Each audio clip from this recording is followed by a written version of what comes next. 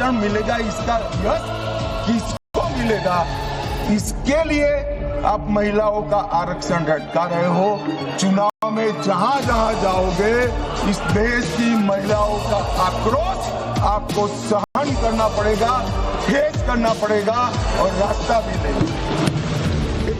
महिला आरक्षण विधेयक का विरोध करने वाले मोदी विरोधियों पर गृह मंत्री अमित शाह ने करारा प्रहार किया। शाह ने परिसीमन का विरोध करने वालों को SC/ST का विरोधी बताया।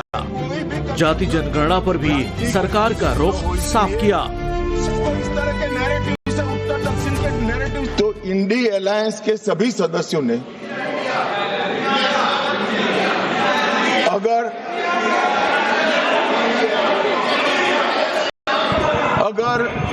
मगर किंतु परंतु इसका उपयोग कर स्पष्ट रूप से महिला आरक्षण का विरोध किया है। मैं स्पष्ट करना चाहता हूं कि ये जो विरोध है वो इम्प्लीमेंटेशन का नहीं है। ये विरोध केवल और केवल महिला आरक्षण का ही विरोध किया। सीमन के प्रावधान से ही SC और ST जो जिसकी संख्या बढ़ती है उसकी सीटें भी बढ़ने का प्रावधान है। तो एक प्रकार से जो परिसीमन का विरोध कर रहे हैं वो SC और ST सीटों की बढ़ोतरी का विरोध कर रहा है, वो ध्यान में रखिए। नरेंद्र मोदी जी की कैबिनेट ने जाति जनगणना का जो निर्णय किया है वो कैबिनेट प्रस्ताव में 26 की जनगणना जाति के साथ कराने का निर्णय किया है। 3 माह पहले जाति जनगणना का पूरा टाइम टेबल हम घोषित कर चुके हैं, टालने का सवाल ही नहीं है। जातिवार जनगणना की शुरुआत हो गई है। सवाल है कि जिस महिला बिल को लेकर 2023 में ओवैसी की पार्टी AIMIM के अलावा सभी मोदी विरोधी दलों ने समर्थन दिया, तो फिर इस बार विरोध क्यों? दरअसल विपक्ष मोदी सरकार पर महिला आरक्षण के नाम पर परिसीमन को बैकडोर से लागू करने की साजिश बता रहा है। मोदी विरोधियों ने इसे नॉर्थ और साउथ में बांटने की कोशिश की। नैरेटिव सेट किया कि परिसीमन लागू होने से संसद में दक्षिण का प्रतिनिधित्व कम हो जाएगा, जबकि प्रधानमंत्री और गृह मंत्री बिल पर चर्चा के दौरान सदन में साफ कर चुके हैं कि किसी के साथ अन्याय नहीं होगा। विपक्ष के इस नैरेटिव को ध्वस्त करते हुए गृह मंत्री अमित शाह ने सदन में बताया कि परिसीमन के बाद तमिलनाडु में 39 से बढ़कर 59 सीटें हो जाएंगी, कर्नाटक की सीटें 28 से बढ़कर 42 हो जाएंगी, केरल की 20 से बढ़कर 30 सीटें हो जाएंगी, आंध्र प्रदेश की 25 से बढ़कर 38 सीटें हो जाएंगी और तेलंगाना की सीटें 17 से बढ़कर 26 हो जाएंगी। मैं फिर से स्पष्ट कर देता हूं, दक्षिण का राज्यों का इस सदन पर इतना ही अधिकार है जितना उत्तर के राज्यों का अधिकार है। अरे दक्षिण छोड़िए, छोटी सी यूटी लक्षद्वीप का भी इतना अधिकार है जितना उत्तर प्रदेश, गुजरात और बिहार का। ये देश को इस तरह के नैरेटिव से, उत्तर दक्षिण के नैरेटिव से टुकड़े टुकड़े नहीं करना चाहिए। इससे ऊपर उठना चाहिए। ये क्या कहना चाहते हैं कि ये सदन में जो व्यक्ति बैठता है वो ये सोचता है कि किस राज्य से मैं आ रहा हूं। मान्यवर, हम शपथ लेते हैं तो मन से लेते हैं। जो संविधान हाथ में लेकर शपथ लिए हैं वो उत्तर दक्षिण का भेद कराना चाहते हैं, हम नहीं होने देंगे। क्या नैरेटिव फैलाया और ये मानते हैं कि ये नैरेटिव से हमारी पॉपुलैरिटी हो जाएगी, बाल सफेद हो जाएंगे या नहीं बैठ पाओगे। नहीं हो पाए। देश के अंदर विभाजन कर कोई सत्ता प्राप्त नहीं कर सकता। इससे पहले आज लोकसभा में राहुल गांधी के बयान पर जमकर हंगामा हुआ। सदन में जब राहुल गांधी ने बोलना शुरू किया और जिन शब्दों का प्रयोग किया उसको लेकर पहले तो स्पीकर ने आपत्ति जताई, फिर संसदीय कार्य मंत्री किरेन रिजिजू और राजनाथ सिंह ने भी विरोध किया। राहुल गांधी ने प्रधानमंत्री मोदी को लेकर विवादित टिप्पणी की। बार बार स्पीकर के टोकने के बाद भी राहुल रुके नहीं। बालाकोट और ऑपरेशन सिंदूर को लेकर आपत्तिजनक टिप्पणियां की। बार बार विवादित शब्दों का इस्तेमाल करने पर सत्ता पक्ष की तरफ से सवाल उठाए गए। इस देश के प्रधानमंत्री के संबंध में जिस प्रकार के शब्दों का प्रयोग नेता प्रतिपक्ष के द्वारा किया जा रहा है, मैं समझता हूं यह बेहद दुर्भाग्यपूर्ण है और इसकी जितनी भी निंदा की जाए वह कम है। इस देश की जनता ने उन्हें प्रधानमंत्री बनाया है। हमारे दल को इतनी स्ट्रेंथ दी है जिससे स्ट्रेंथ के कारण वह प्रधानमंत्री बने। यह किसी व्यक्ति का यह अपमान नहीं कर रहे हैं बार बार मैजिशियन कहकर, देश की जनता का अपमान कर रहे हैं अध्यक्ष महोदय। हम श्रीमान राहुल गांधी जी का भाषण देने में हम आपत्ति नहीं करना चाहते थे, हम पूरा सुनना चाहते थे। जो राहुल गांधी जी ने जैसे ऑपरेशन सिंदूर को जादू किया है बोलता है, बालाकोट स्ट्राइक हमारे वीर जवानों ने जो कार्रवाई किया उसको मजाक उड़ा रहे हैं। 140 करोड़ भारतीयों ने प्रधानमंत्री बनाया, उसको वो जादू कहते हैं। ये कोई तरीका है? आप बार बार प्रधानमंत्री को जिस नाम से लेकर के आप मजाक उड़ा रहे हैं, ये देश का मजाक है। प्रधानमंत्री देश का होता है। हम लोग सब आज विशेष बिल को लेकर के चर्चा कर रहे हैं, उस पर आप बोलिए, हम उसको रोकने का हमारे अधिकार नहीं है, मगर तरीका से भाषण होना चाहिए। बीजेपी की आपत्ति के बाद राहुल गांधी के बयान का विवादित हिस्सा स्पीकर ने लोकसभा की कार्यवाही से हटा दिया। ये उचित नहीं है sir, I will finish sir. नहीं, अनपार्लियामेंट नहीं है, पर ये संसद है। ऐसा नहीं है कि आप जो चौराहे पे बोलो संसद में बोलोगे। संसद की अपनी मर्यादा गरिमा होती है।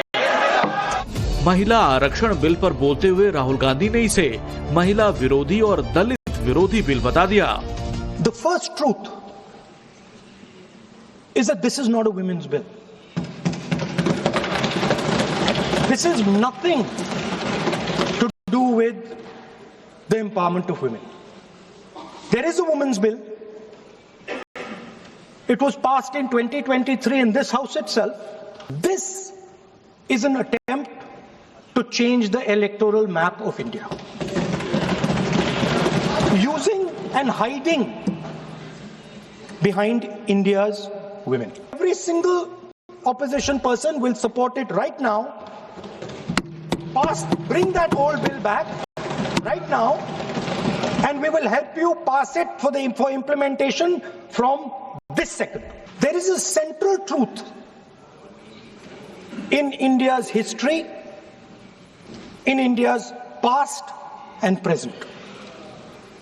And I have become more and more and more aware of this truth. And that is the brutal, cruel, unforgiving treatment of the OBC community, of the Dalit community, and other communities, minorities and women, is they're trying to avoid giving power, giving representation to my OBC brothers and sisters, and to take away power from them. This is the agenda over here. You call OBCs Hindus, you call Dalits Hindus, but you do not give them any space in the power structure of this country. Voting से पहले PM Modi ने social media x पर एक post लिखा था, जिसमें उन्होंने कहा, मैं सभी सांसदों से कहूंगा, आप अपने घर में माँ, बहन, बेटी, पत्नी सबका स्मरण करते हुए अपनी अंतरात्मा को सुनिए। देश की नारी शक्ति की सेवा का, उनके वंदन का ये बहुत बड़ा अवसर है। उन्हें नए अवसरों से वंचित नहीं करिए। ये संशोधन सर्वसम्मति से पारित होगा तो देश की नारी शक्ति और सशक्त होगी, देश का लोकतंत्र और सशक्त होगा। आइए हम मिलकर आज इतिहास रचें, भारत की नारी को, देश की आधी आबादी को उसका हक दें। लेकिन पीएम मोदी की इस अपील का विपक्षी सांसदों पर कोई असर नहीं हुआ। सिर्फ कांग्रेस ही नहीं, टीएमसी तो एक कदम और आगे निकल गई और कह दिया कि बिना परिसीमन के अगर सरकार इस बिल को लागू करेगी तो उसका समर्थन देने के लिए तैयार है। टीएमसी सांसद कल्याण बनर्जी ने प्रधानमंत्री और स्पीकर के पद को भी महिला आरक्षित करने की मांग कर दी, तो समाजवादी पार्टी सांसद डिम्पल यादव ने अल्पसंख्यकों और ओवैसी को भी आरक्षण देने की मांग की। हम लोग राजी है, अभी जो स्ट्रेंथ है उसमें 50% वुमेन रिजर्वेशन कर दीजिए, आज पूरा आप लोग ले आइए।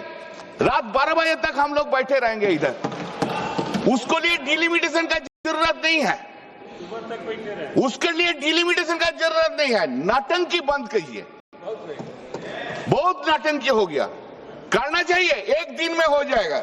544 50% women reservation, we will all pass the bill today. हम लोग सब राजी है, कर दीजिए ना, हिम्मत नहीं है आपको।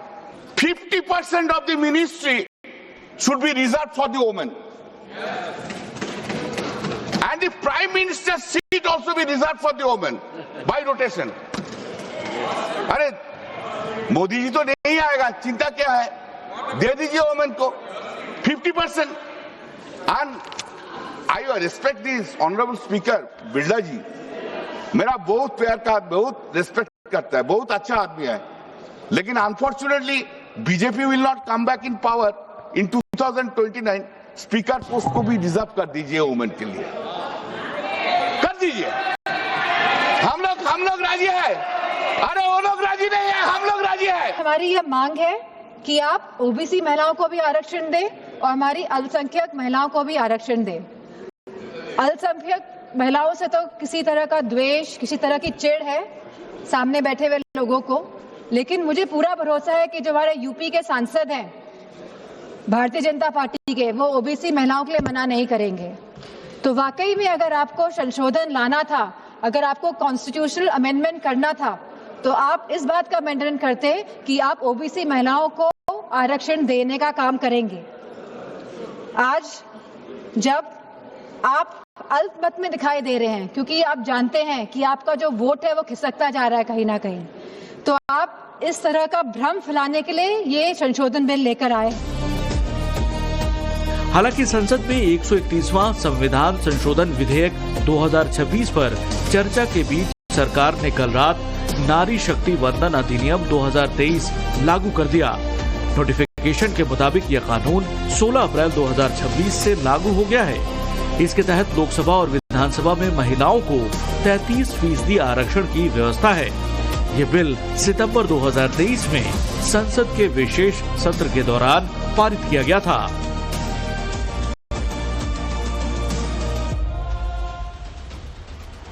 अब एक नाम, और वो नाम निदा खान। ये नाम आप पिछले कई घंटों से सुन रहे हो।